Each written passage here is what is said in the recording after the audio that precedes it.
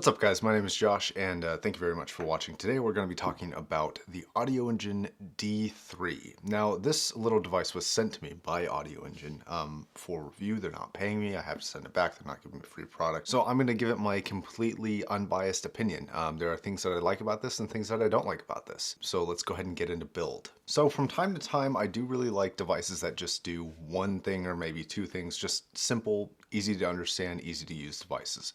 And this is no different. It's a male USB port, plugs into usually a computer. This is a DAC and an amp. It has a little white power light that shows you that it's on, and then a blue light that turns on if you're getting a signal over 44.1. It comes in a semi-decent box, and it comes with this little tiny carrying case that looks like that. So adorable, right? It is metal, it's not molded plastic, but it's also not the most robust feeling thing I've ever felt.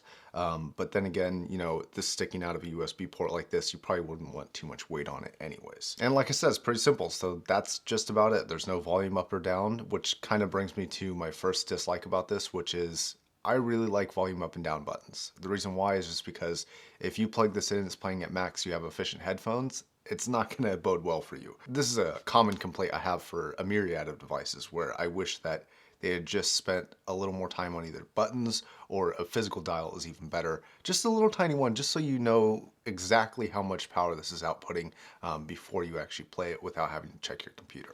Okay, let's cover the power and then the sound. Let's do the power first. It's not the most powerful device, and there's no maximum listed specs on either the website or the manual, which I found kind of weird. Although there was one thing I found in the manual, which AudioEngine I'm gonna have to call you out on, which is further down the manual, it says that the recommended headphone impedance is 12 ohms to 10,000 ohms. I don't know a whole lot about technical headphone impedance facts and stuff like that, but I think 600 is the highest. I don't think I've ever seen anywhere near a 10,000 ohm headphone. So I'm not sure where that came from. It's not that big of a deal. It doesn't really change my opinion of this, but I did kind of glance at that when I was reading the manual and was like, what? And then another thing that I want to cover from the manual is that it says the D3 will sound great out of the box and will get better over time. However, give it 40 to 50 hours of break in time before doing any critical listening, which I did. It didn't really change that much for me. Now this is a review unit, so I don't know if this has been sent to other people, but I did give it the time to go ahead and, you know, alternate how it was sounding. I didn't notice a difference, but I also wasn't listening through it throughout. So I left it playing for like 3 days, I think, and I just listened to it before, and then I did my assessments afterwards. So whatever did happen to this, it wasn't noticeable on my side. Now that's not necessarily a bad thing, because regarding sound, it's very, very clean. Like I said, it's not that powerful, but if you drive it to max volume, it doesn't distort. It doesn't falsify with like really bright highs or anything like that, which I've noticed that some amps tend to do. This doesn't do that. It pretty much stays true to what it's for. And unlike the issue where I had with the DAC Magic XS, I was getting a little bit of hiss when I wasn't playing any music. This is completely different. There's no audible background noise at all, no matter what headphone I plug this into. And speaking of headphones, it cannot power T50RPs. It cannot power AKG K712s. It can't really power M1060s. It was able to do M40s just fine, SHP 9500s, Brainwaves HM5 headphones, and then it was able to easily power a myriad of different IEMs. How does this compare to the DAC Magic XS? It's built for different things, I will say that. The DAC Magic was more something that was made for kind of mobile use. This is made for mobile use, but specifically for like laptop mobility. It is a little bit more powerful than the XS, but they don't really sound all that different. I would say that if I had to really nitpick the sound, I would say that at higher listening volumes, this had a lot less distortion than that. The XS didn't have a lot of distortion, maybe just a little bit of fringing in the highs, whereas this maintains its integrity all the way up. The only thing is that it doesn't really get that far up. So this brings me on to the use of this. This is for a laptop or a tight space desktop, let's say.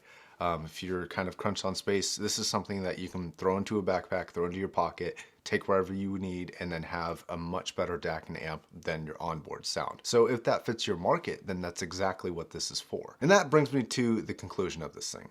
It's not the best headphone amp in the world for $100. I will say that.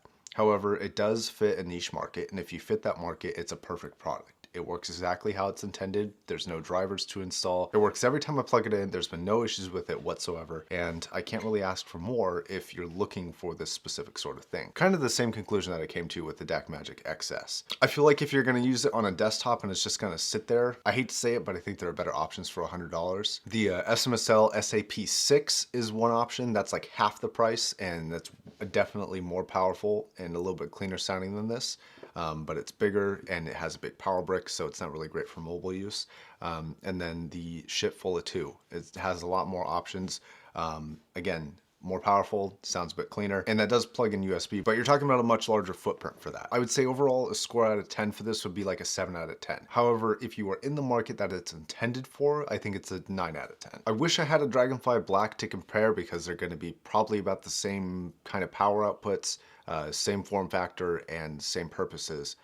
But I don't. So I unfortunately can't recommend which one is better. I'm gonna go ahead and leave an Amazon link down below if you would like to purchase it. If you like the video, like it. If you like what I do on this channel and you want to consider supporting me, there is a Patreon link down below. Every little bit helps. I am trying to turn this into a career. Any feedback, questions, or discussions, I will be in the comment section down below for the next few days. And I will see you guys in the next video. Stay safe. Don't do anything your mom would approve of. Peace.